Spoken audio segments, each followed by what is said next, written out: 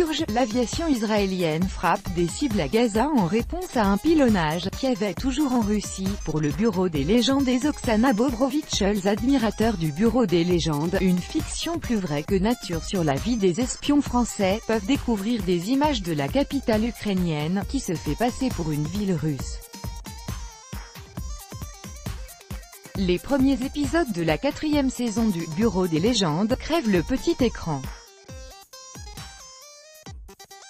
Après avoir visité la Syrie, l'Iran et l'Azerbaïdjan, nos espions préférés prennent la direction de la Russie.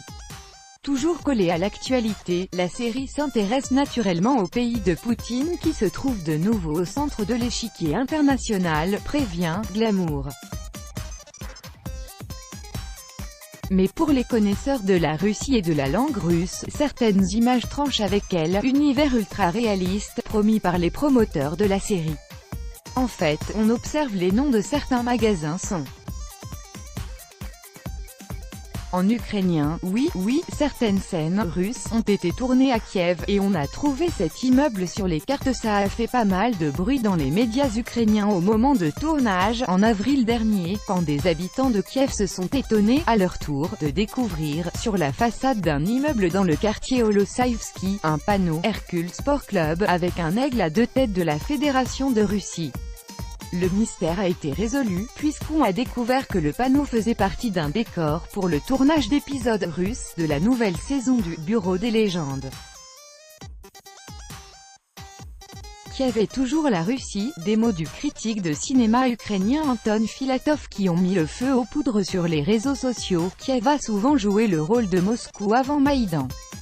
Puisque tourner chez nous est plus facile et moins cher.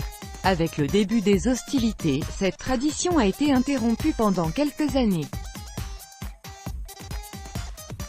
Et voilà de nouveau, la mort de Staline, le Bureau des légendes, et apparemment, il faut attendre la suite, et si les avis de ses abonnés étaient partagés, le pragmatisme a vite pris le pas sur le patriotisme.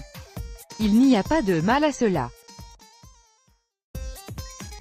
Au contraire, si les étrangers commencent à tourner plus, ça crée plus d'emplois, plus d'investissements, le management local se développe plus, commente un autre critique ukrainien de cinéma Yaroslav Podgorajeviazdovski. Les médias français promettent d'ores et déjà une saison 5 en cours d'écriture.